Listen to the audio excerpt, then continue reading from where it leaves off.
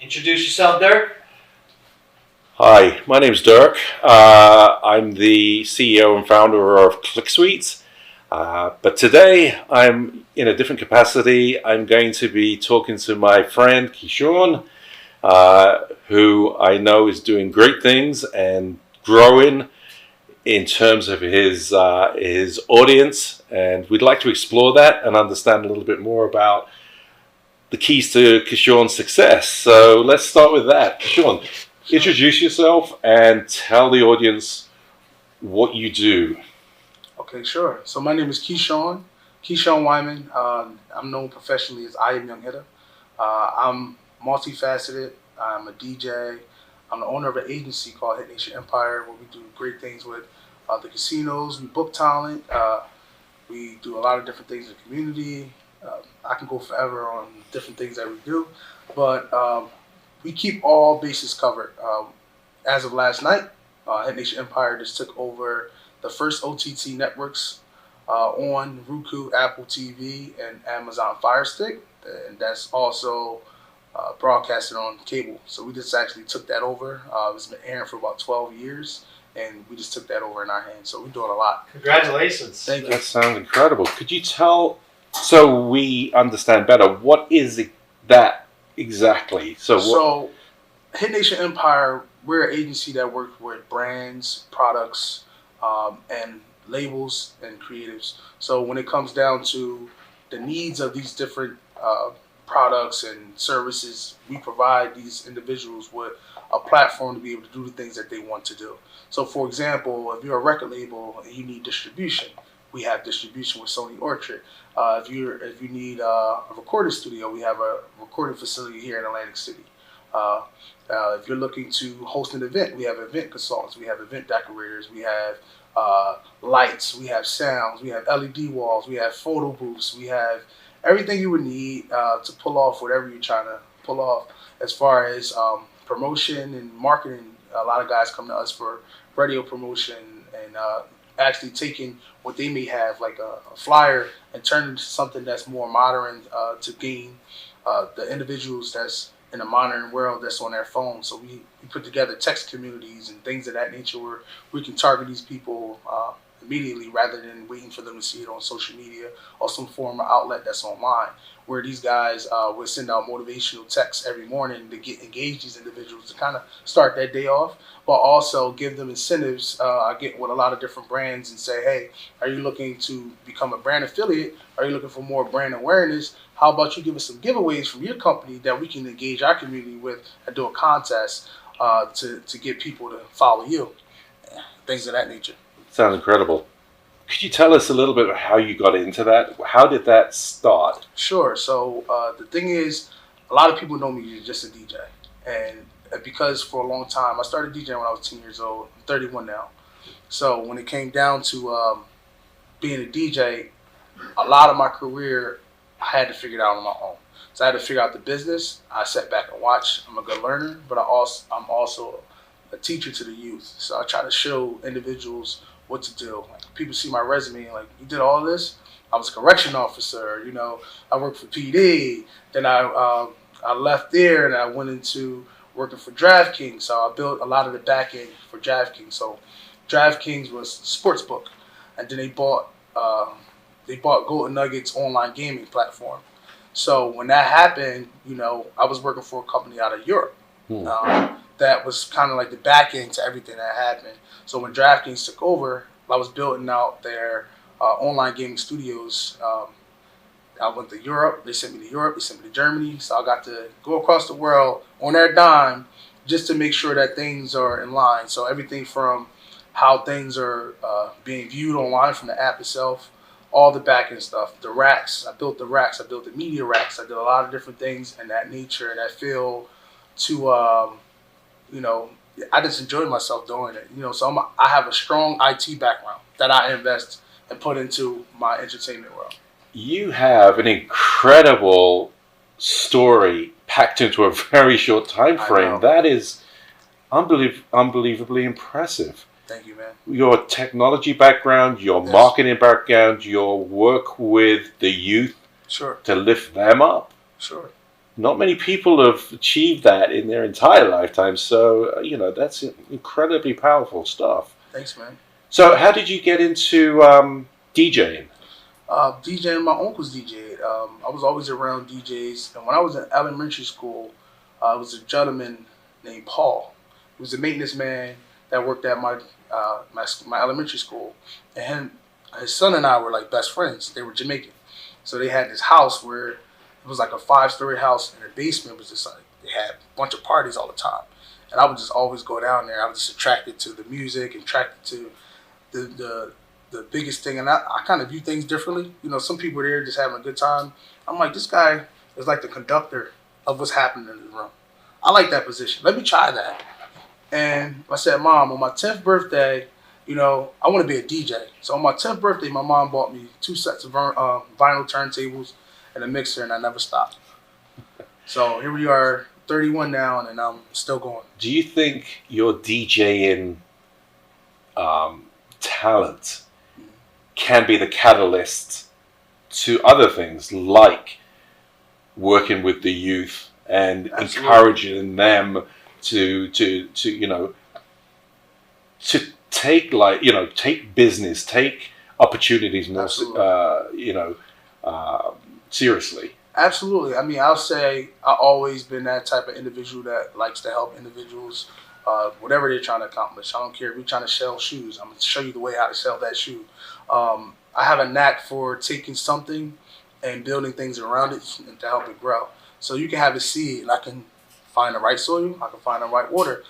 Just to touch on the DJ side, we have a grant-funded DJ program that we put together at the POW, where we actually have individuals that come, that's a part of the POW, that take this class. But the DJ class is not all about DJing, it's about discipline. Because you have to be disciplined to take care of your equipment. You have to be disciplined to learn the terminology of these cables. This is not just a cable, that's an XLR cable.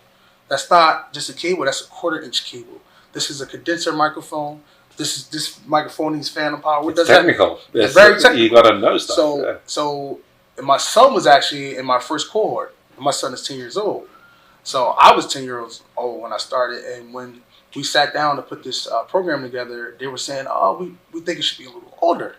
I said, how can I create a grant-funded program with this team and say it should be older when I started at 10? Doesn't make sense. So we have individuals where they're learning rhythm. They're learning how to pay attention. And I don't take any disrespect. I don't tolerate any, I'm looking around, because that's not going to fly. That's not how you run your business. So I tie everything into one.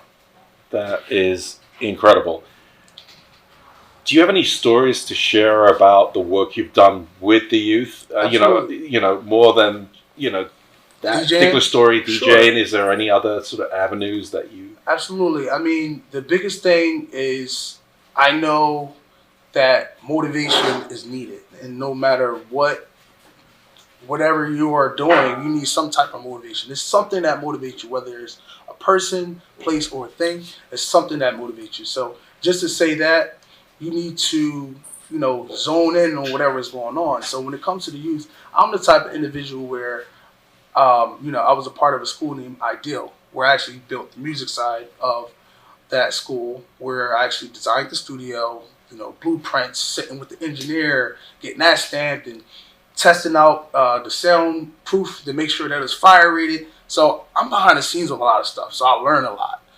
So when it comes down to the youth, once the kids actually got into the program, it was essential for me to meet them where they're at. A lot of these programs, tend to have this template that they think works, and they try to fit the kid into this template when it doesn't work that way.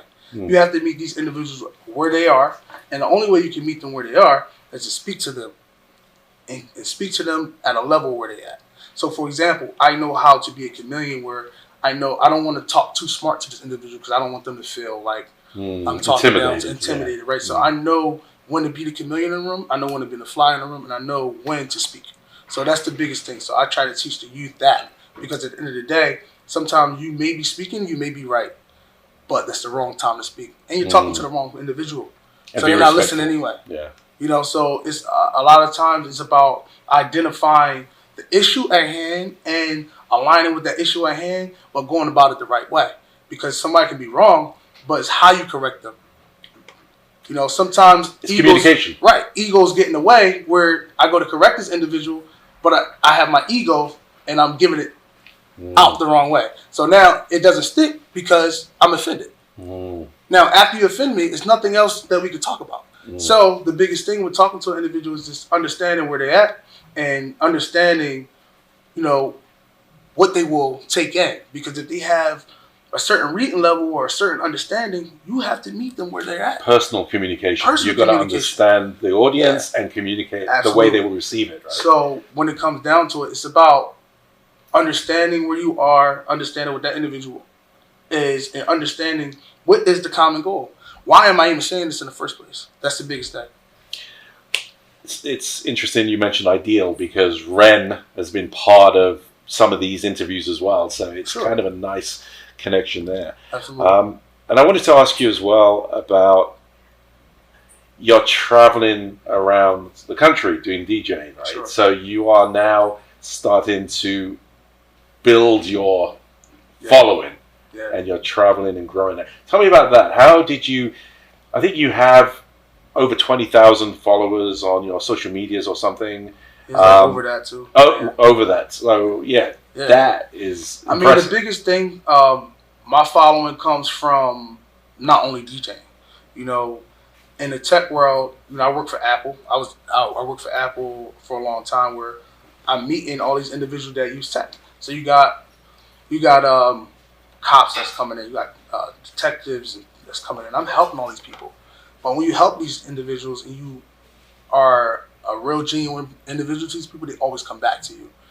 Now, the relationships, I'm big on relationships because I don't believe in burning bridges. I believe on that person's there today. They may be here tomorrow. So I need to treat everybody the same because I never know where this person may end up.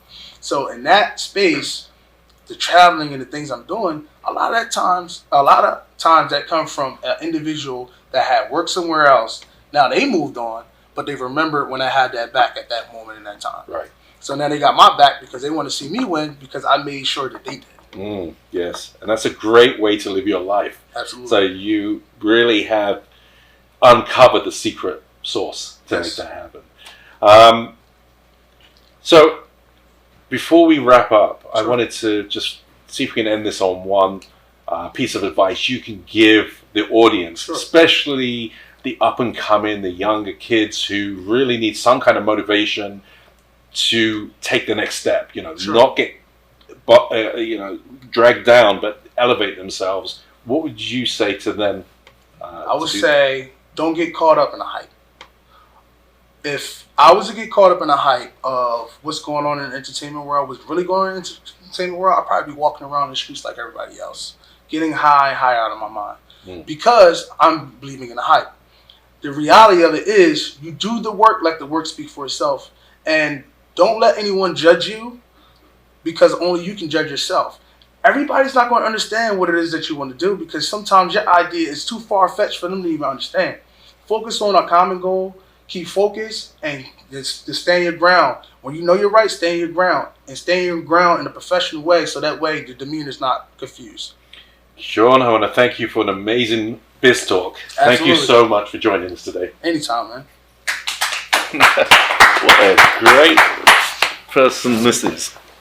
Dina told me Kyshawn was amazing, and now I know why. Thank you, man.